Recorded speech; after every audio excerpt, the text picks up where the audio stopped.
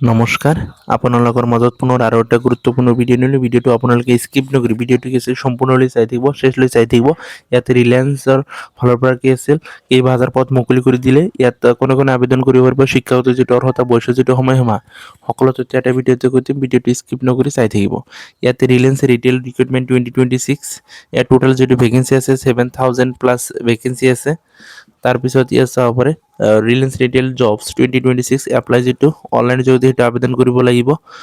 ফুল ডিটেইলছত কৈ দি আছোঁ ৰিলায়েন্স ৰিটেইল ৰিক্ৰুটমেণ্ট 2026 অভাৰভিউ যিটো আছে ডিটেইলছ আৰু ইনফৰমেশ্যনত যাব পাৰে ইয়াত অৰ্গেনাইজেশ্যন যিটো নেম হয় ৰিলায়েন্স ৰিটেইল আৰু ৰিক্ৰুটমেণ্ট যিটো নেম হয় ৰিলায়েন্স ৰিটেইল ৰিক্ৰুটমেণ্ট 2026 টোটাল যিটো ভেকেঞ্চি হয় 7000 প্লাছ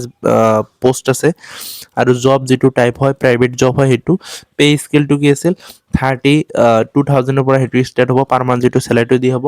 46,000 লৈকে চেলাৰিটো দিয়া হ'ব আৰু এপ্লিকেশ্যন যিটো মোড হয় অনলাইনৰ জৰিয়তে সেইটো আবেদন কৰিব লাগিব আৰু জব যিটো লোকেশ্যন হয় এক্ৰছ অল ইণ্ডিয়া জব হয় সেইটো সকলো চলি ইয়াত আবেদন কৰিব পাৰিব কিয়নো কিছু অল ইণ্ডিয়া জব বুলি কোৱা হৈছে আৰু ইলিজিবল যিটো কেণ্ডিডেট 10, 12 আৰু গ্ৰেজুৱেট যদি মাত্ৰ আছে 10 পাছ কৰিছে 12 পাছ কৰিছে গ্ৰেজুৱেট কৰিছে তেনেহ'লে ইয়াত আবেদন কৰিব পাৰিব ইয়াত কি আছিল ইয়াত যিটো আছে ইলিজিবল যিটো কেণ্ডিডেট আছে 10, 12 আৰু গ্ৰেজুৱেট আৰু ইম্পৰ্টেণ্ট যিটো ডেট ফৰ টাটা ষ্টিল যিটো ৰিক্ৰুটমেণ্ট যিটো ইয়াত চাব পাৰে এপ্লাই যিটো ষ্টাৰ্ট ডেট কি আছিল মে এপ্ৰিল মাহৰ 6 তাৰিখৰ পৰা অলৰেডি ষ্টাৰ্ট হৈছে আৰু মে মাহৰ 11 তাৰিখলৈকে সেইটো লাষ্ট ডেট হয় আৰু এপ্লিকেশ্যন যিটো fees for Reliance retail recruitment general OBC আৰু EWCৰ কাৰণে কি আছিল ইয়াত একো ফিজ দিব নালাগে SC/STৰ কাৰণে কি আছিল একো ইয়াত মাচুল দিব নালাগে তাৰপিছত ৰিলায়েন্স ৰিটেইল ৰিক্ৰুটমেণ্ট 2026 যিটো ভেকেঞ্চি ডিটেইলছ ইয়াত মেনশ্যন কৰি দিয়া আছে ইয়াত কেচিয়াৰৰ পোষ্ট আছে গ্ৰেডাৰ পোষ্ট আছে কাষ্টমাৰ চাৰ্ভিচ এছ'চিয়েটেডৰ পোষ্ট আছে ষ্ট'ৰ মেনেজাৰৰ পোষ্ট আছে এছিষ্টেণ্ট মেনেজাৰৰ পোষ্ট আছে আৰু আদাৰ পোষ্ট আছে তাৰপিছত ইয়াত চাব পাৰে ৰিলায়েন্স ৰিটেইল ৰিক্ৰুটমেণ্ট 2026 যিটো এজ লিমিট হয় 18 পৰা 40 বছৰৰ যাৰ বয়স আছে সি এই পোষ্ট কেইটাত কি আছিলে আবেদন কৰিব পাৰিব তাৰপিছত এডুকেশ্যন যিটো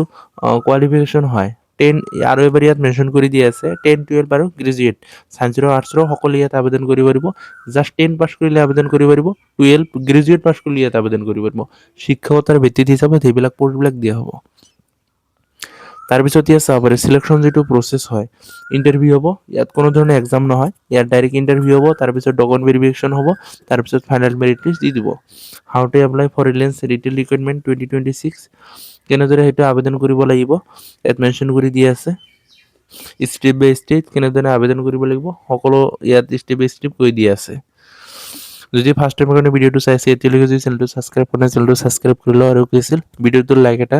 কৰি দিব কিয়নো ডেইলি এটা দুটা জব ইনফৰমেশ্যন ভিডিঅ' দিয়ে থাকোঁ আপোনালোকৰ সুবিধাৰ কাৰণে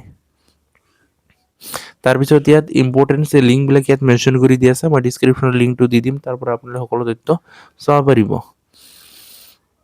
হ'ব আপোনালোকৰ নেক্সট আৰু এটা ভিডিঅ' আনিম